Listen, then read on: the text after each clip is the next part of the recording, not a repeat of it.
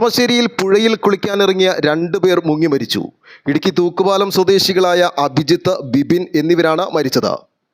Manjummel regulator cum ബ്രിഡ്ജിനോട് ചേർന്ന് കളമശ്ശേരി നഗരസഭ 42-ാം വാർഡിൽ ഗ്ലാസ് ഫാക്ടറി ചക്യാടൻകടവിൽ വൈകിട്ട് 4 മണിയോടെയാണ് 6 അംഗ സംഘം കുളിക്കാനെത്തിയത്. കുളിക്കുന്നതിനിടയിൽ 2 പേർ വെള്ളത്തിൽ മുങ്ങിത്താഴുകയായിരുന്നു. തുടർന്ന് കൂടെ ഉണ്ടായിരുന്നവരുടെ നിലവിളി കേട്ട് സമീപത്തുണ്ടായിരുന്നവർ ഓടിയെത്തുകയും ഏലൂരിൽ നിന്നും ഫയർ ആൻഡ് റെസ്ക്യൂ സംഘം എത്തി തിരച്ചിൽ നടത്തുകയും 2 പേരെ മുങ്ങിയെടുക്കുകയുമായിരുന്നു. ഉടൻ സമീപത്തെ സ്വകാര്യ ആശുപത്രിയിൽ എത്തിച്ചെങ്കിലും ജീവൻ രക്ഷിക്കാനായില്ല. മാസങ്ങൾക്ക് മുമ്പ് മറ്റൊരാളും ഇവിടെ മുങ്ങി മരിച്ചിരുന്നു. കടവിനോട് ചേർന്ന് മുന്നറിയിപ്പ് ബോർഡുകൾ സ്ഥാപിക്കണമെന്ന് നാട്ടുകാർ ആവശ്യപ്പെട്ടു. കടവിൻ്റെ അവിടെയുള്ള ഇതാണ്. ഈ കടവിന് സമീപമായിട്ട് ഈ പുഴയിൽ മിക്കവാറും പിള്ളേർ വന്ന് കുളിക്കാറുണ്ട്. നമ്മൾ വാണിംഗ് കൊടുക്കാറുണ്ട്, കുളിക്കല്ലേ ആഴമുള്ളതാണ്, അടിയൊഴുക്ക് ഉണ്ടാവുമെന്ന് പറയാറുണ്ടെങ്കിലും നമ്മൾ ഇല്ലാത്ത സമയത്ത് കാണാത്ത സമയത്തൊക്കെ ഇത് പിള്ളേർ വന്നൊക്കെ കുളിച്ച് പോകാറുള്ളതാണ്.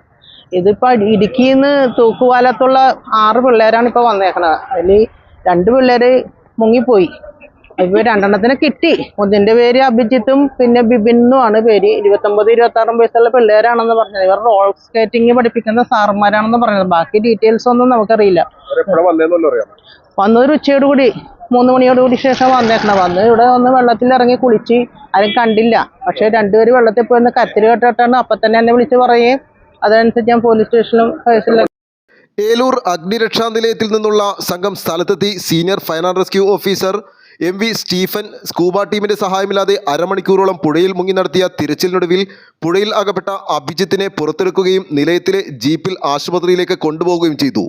തുടർന്ന് വീണ്ടും സ്കൂബ ടീം അടക്കമുള്ളവർ നടത്തിയ തിരച്ചിലിൽ 10 മിനിറ്റിനുള്ളിൽ തന്നെ ബിബിനെ പുഴയിൽ നിന്ന് പുറത്തെടുക്കുകയും ഉടൻ സമീപത്തെ സ്വകാര്യ ആശുപത്രിയിൽ എത്തിച്ചെങ്കിലും 2 പേരുടെയും ജീവൻ രക്ഷിക്കാനായില്ല. Fire and rescue officer Shyamkumar, MSM home guard Sreekumar S എന്നിവരടങ്ങിയ സംഘത്തിന്റെ നേതൃത്വത്തിലാണ് പുഴയിൽ പരിശോധന നടത്തിയത്. ആലുവ ലൈവ് ന്യൂസിന് വേണ്ടി സിദ്ദീഖ് കാരക്കാടിനൊപ്പം സനൂപ് കളമശ്ശേരി.